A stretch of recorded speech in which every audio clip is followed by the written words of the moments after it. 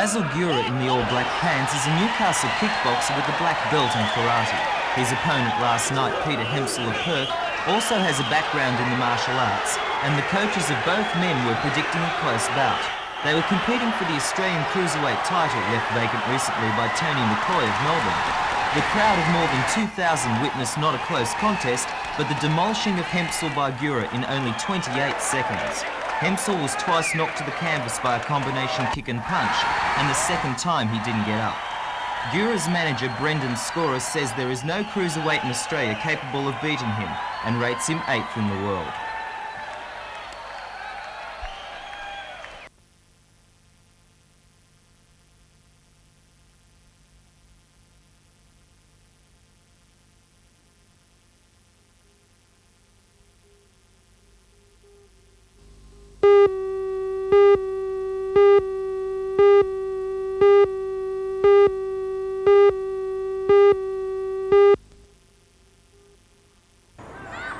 Shortly after noon, the marchers began their noisy walk down Hunter Street, having started from the Awabakal Co-op opposite dairy farmers. The occasion attracted a mixed contingent of whites and blacks, unionists and university students. Displaying the Aboriginal national flag, they filled one eastbound lane under the eye of police. The problems began when the marchers arrived in the mall, interrupting a fashion parade organised by the Coon Corporation and confusing shoppers. Were you expecting more people in the march? Oh, well, as I say, it was a good response from our people because they're scattered everywhere, you know? Kearns had chosen to celebrate July the 4th, American Independence Day. The Awabakal Co-op had been given police approval to hold a rally near the stage. The clash left everyone bewildered. So the American flag comes down. We've been waiting for 200 years. Aboriginal speakers began competing with the dance music of the promoter's PA. There were shouts of slavery over the flying of the Confederate and the United States flags, and anger over white actors playing Negroes and American Indians.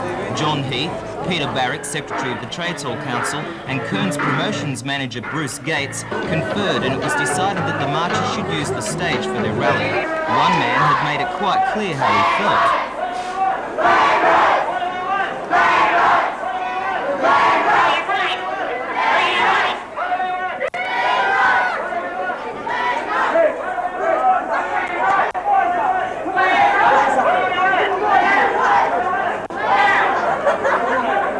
Land rights, and we want to live in this country, and we will do that, and we'll do that living beside you and in harmony with you. Bruce Gates said he would have done the promotion in harmony with an Aboriginal theme if he'd been approached. I'm a little disappointed that they didn't go to the trouble of, approaching me for the use of our stage. Other than that, I think probably the fact that I've got a few American flags flying around in a fun atmosphere has probably been misinterpreted. So I'm disappointed that's happened.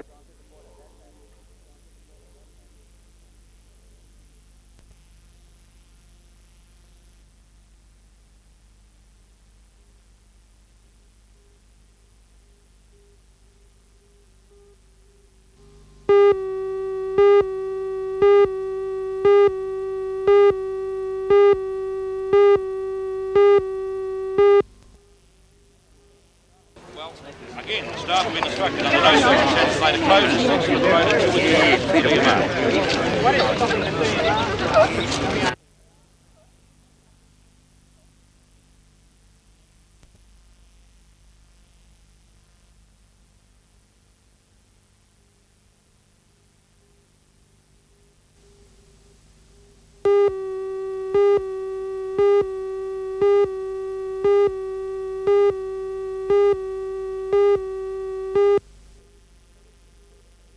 I think that they recognise that traditional practices and traditional approaches to work in the dockyard hasn't worked. It's brought them to a position where they're at now, plus other factors, and they recognise that unless they're prepared to accept some dramatic proposal, some dramatic change, some application to implementing those changes, then the state dockyard has a very limited future.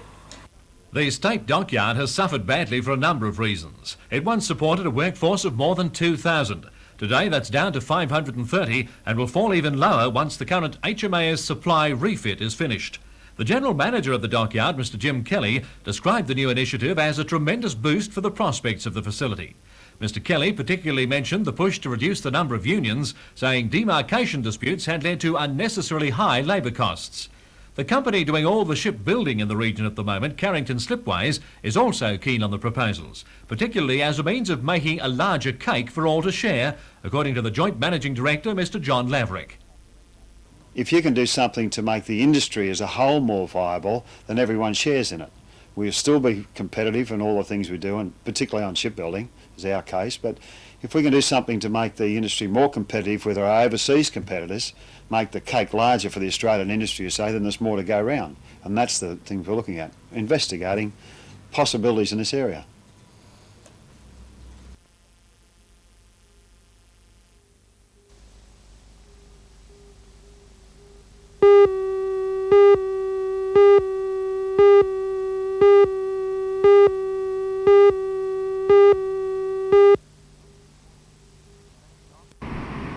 Thanks, John. Good morning. While Mother Ocean changes just as rapidly as the weather, the wind's gone around to the south this morning. A fresh, brand new southerly swell, waves up to 2 metres, and looks like showers on the way. Waves aren't looking very good at the moment, I'm afraid. The wind's just too strong, conditions are choppy and bumpy, the swell's very uneven, and most of these waves are closing out at the moment. With the fuller swell coming in, I'm afraid the water's running right up the beach. It's going to take quite a lot of sand away at all of our city beaches as well.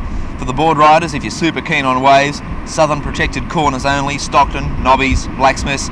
It's quite possible though that within the next couple of days we're going to have some nice big rideable waves around most of the open beaches as well. If you'd like to go for a swim this morning, I'm afraid it's out of the question on the beaches, baths only. And now a look at the weather, and the forecast reads a cold day with lengthy sunny periods. Morning drizzle patches in the upper Hunter and the chance of a shower on the coast in the afternoon.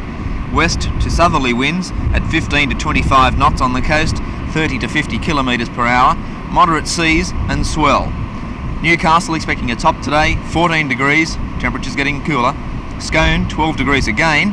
It's just after high tide now. The following low tide will be at 12 o'clock, 0.5 of a metre, and the high tide after that at 6:35 this evening, 1.8 metres. And the outlook for Saturday, a shower or two on the coast and a cold night inland.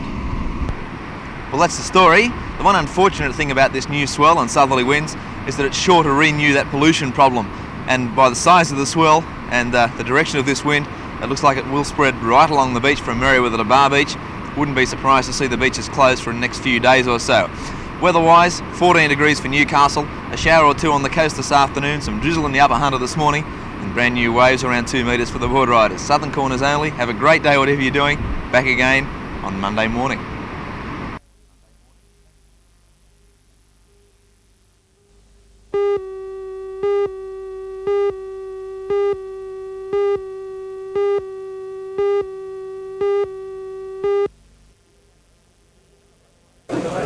To celebrate the fact, everyone downed tools for a celebration barbecue lunch and a few beers, which stretched on into the afternoon. The contractor, Leighton Constructions, has added 9 metres to the western end of the original State Bank building for its entire 9 stories. The $3.3 million project has been architected by local firm Rod and Hay Associates. It includes the complete internal and external remodelling of the entire structure. A new and striking bronze-tinted reflective laminated glass facade will be the main external element, unifying the extensions with the existing, as shown by this model. The model stands in the banking chamber, which has somehow managed to maintain business operations throughout the project. The chamber itself will be enlarged and remodelled. Work is on schedule despite a hold-up of 6 weeks, while engineers solve the problem of what to do with an underground stream. They have managed to divert what was Newcastle's original water supply with special non-porous compounds between slabs of concrete. But what about the view On top, the contract calls for the construction of a caretaker's apartment, which will have, without doubt, one of the best views in Newcastle. Oh, and by the way, the caretaker's job is filled. The area on the roof will also be paved to give bank staff and office tenants a chance to enjoy a quiet lunch in the sunshine. And the whole project is expected to be finished by November.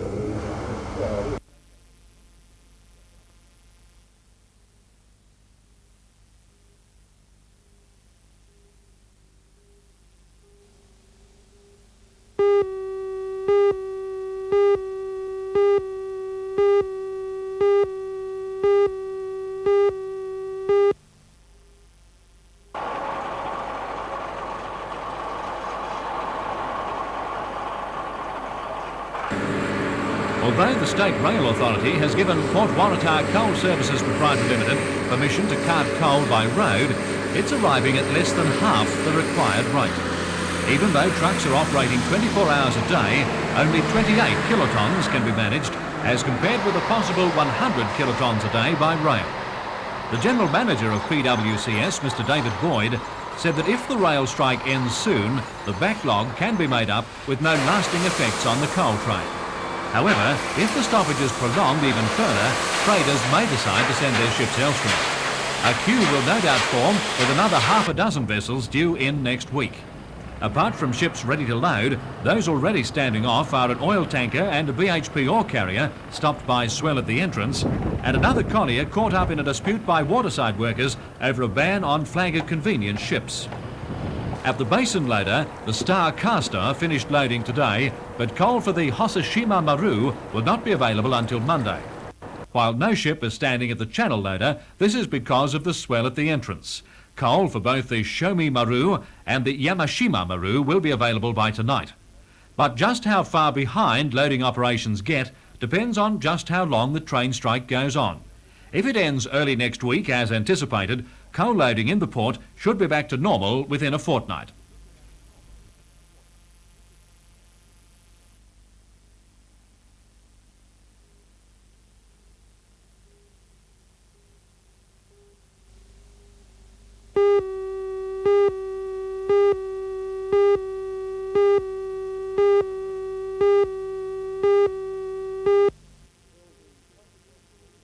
Well, the package offer that was withdrawn has now been restored. In fact, the money amounts have been increased from about $13 to $18.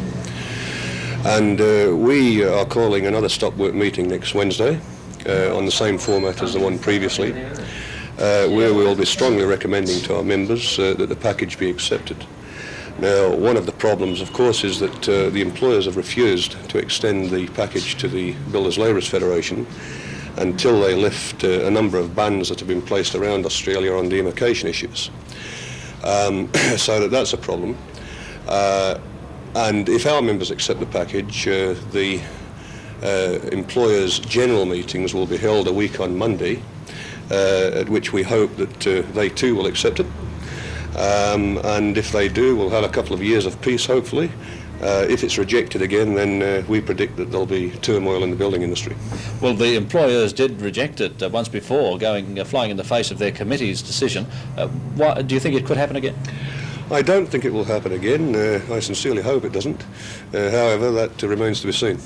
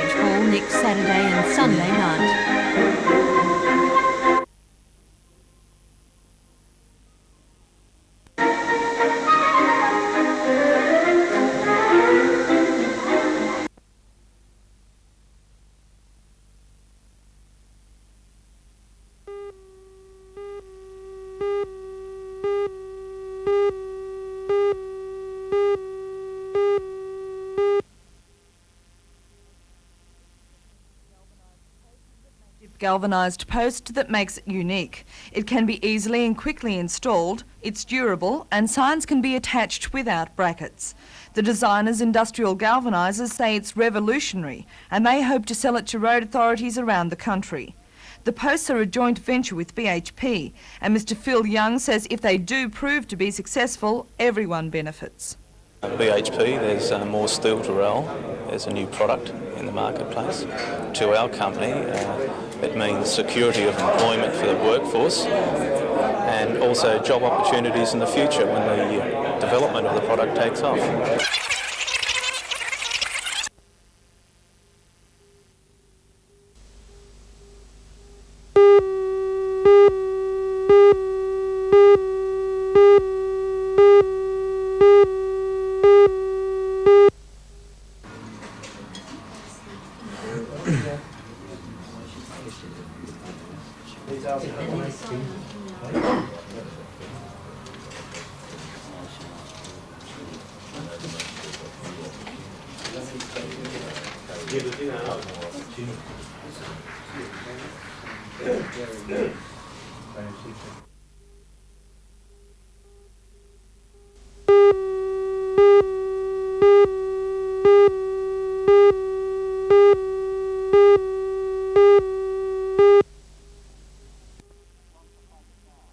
What the facts are.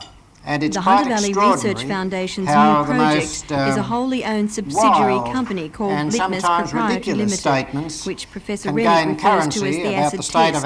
It's designed to explore the region's market prospects on a large scale and provide stimulation and development the region needs. Professor Rennick's report was full of prospects for recovery in the region. He cited investment. A review of the foundation. $1,000 million or $1 billion worth of investment was completed in the region in the calendar year 1982. And a further new $1,000 million, $1 billion worth of investment had reached the stage of being announced by investors in that same period. So in total, $10 billion of investment are in the pipeline for the next 5 years for the Hunter region. But despite these prospects, the problem of unemployment in our region cannot be ignored. Professor Rennick told the dinner that unemployment was running at about 12% of the labour force, and it's something the Hunter Valley Research Foundation will continue to address in the future. After 25 years, Professor Rennick said the foundation was firmly entrenched as part of regional life, thought and action, and he spoke of exciting new concepts for the next 25 years. A major success for us all.